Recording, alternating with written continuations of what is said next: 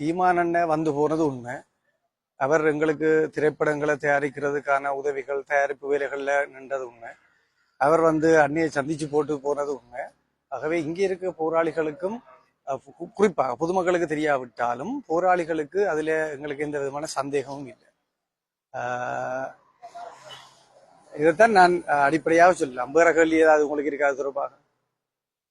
இப்ப நான் இயக்கத்தில் இருந்த காலத்துல நான் ஒரு போராளியாக இருந்த காலப்பகுதிக்கு அல்லது போராட்டத்தில் நான் போராளியாக இருக்க முதல் கொண்டு இந்த போராட்ட களத்துக்குள்ள அல்லது இந்த போரியலுக்குள்ள நாங்கள் நின்றிருக்கிறோம். சிறுவயது தொடக்கம் என்னை பொறுத்தவரையில நாங்கள் இங்க எங்களுக்கு இருந்த அந்த நேரம் இருக்கக்கூடிய இலங்கையினுடைய சட்டங்களுக்கு உட்படாத தமிழீழ சட்டங்களுக்குள்ள இருந்த நாங்கள் எங்களுக்கு அந்த தமிழீழ சட்டத்துக்குள்ள எங்களுக்கு மான் மர அல்லது நான் சொல்லக்கூடிய அந்த வேட்டைப்பல் உள்ள மிருகங்களை தவிர நாங்கள் அநேகமான விலங்குகளை வேட்டையாடி நாங்கள் உணவுக்கு பயன்படுத்தி இருக்கிறோம்.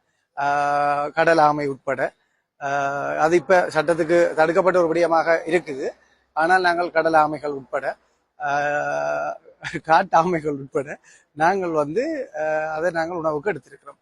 அதை விட இயக்கத்துல மிக முக்கியமான ஒரு பயிற்சி இருக்கு என்றால் ஒரு போராட்ட களத்துக்குள்ள இருக்கிறவருக்கு உயிர் தப்பி வாழுது. ஆகவே நாங்கள் காட்டு வாழ்க்கையே வாழ்ந்தவர்கள். ஆகவே காட்டிலே இருக்கக்கூடிய அனைத்தையுமே உண்ணக்கூடிய ஒருவராக இருந்து நாங்கள் ஏனென்று கேட்டால் உயிர் தப்பி வாழ்வதற்காக நாங்கள் போரியலுக்கு இருந்த நாங்கள் அந்த சந்தர்ப்பத்தில் எங்களுக்கு கிடைக்கக்கூடிய அனைத்தையுமே உண்ணக்கூடிய ஒரு நிலைமையும் மிக மிக இக்கட்டான கட்டங்கள்ல நாங்கள் அதைத்தான் சொன்னேன். நான் இன்னும் சொல்லி சொல்ல விரும்பல. சகலதையுமே உண்ண வேண்டிய ஒரு அது போரியலுக்கு மட்டும் இல்லை. நான் சொல்றது ஒரு இராணுவத்தில் இருக்கக்கூடிய அத்தனை பேருக்கும் இது ஒரு பயிற்சியாக இருக்கின்றது. உயிர் தப்பி வாழ்வதற்கான பயிற்சி. ஆகவே நாங்கள் போருக்குள்ள இருந்த ஒரு காலகட்டத்துக்குள்ள சீமான் சென்றிருந்தவர். ஆகவே அவருக்கு இங்கே ஆமராட்சி வழங்கப்பட்டதோ இல்லையான்னு சொல்லி சொன்னால் மான்மரையோ இல்லாட்டி விசேடமான கடல் உணவுகள் வழங்கப்பட்டதோ ஒரு ஆச்சரியமான ஒரு விஷயம் இல்லை.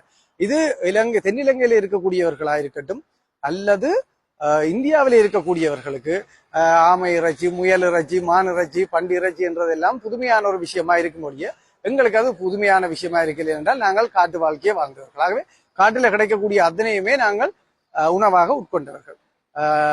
இதுதான் என்னுடைய கருத்து. அதே நேரம்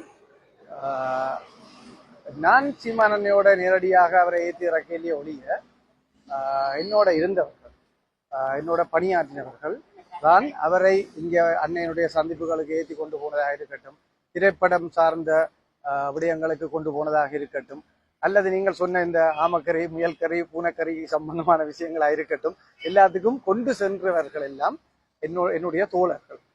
பலர் இன்றைக்கு உயிரோட இல்லை, ஒரு சிலர் இன்னும் உயிரோட இருக்கணும். ஆகவே இந்த திரைப்படம் சார்ந்த விடயங்களுக்காக அவர் வந்ததா இருக்கட்டும் அல்லது இங்க ஆமக்கறி பூனைக்கறி சாப்பிட்டதா இருக்கட்டும் எங்களுக்கு புதுமையான ஒரு விடயமாக இல்லை. ஆகவே இது இந்தியாவில் இருக்கிறவர்களுக்கு இப்ப இந்திய அரசியல்ல தேர்தல் முடிவடைஞ்சிட்டு இப்ப நீங்க கேட்கிற கேள்வியோ கருத்து கூடி இப்ப அது பிரயோசனப்படாத ஒரு கேள்வியாக இருக்கும் என்றால், ஆனால் உண்மைகளை மறைக்க வேண்டிய எந்த தேவையும் இல்லை.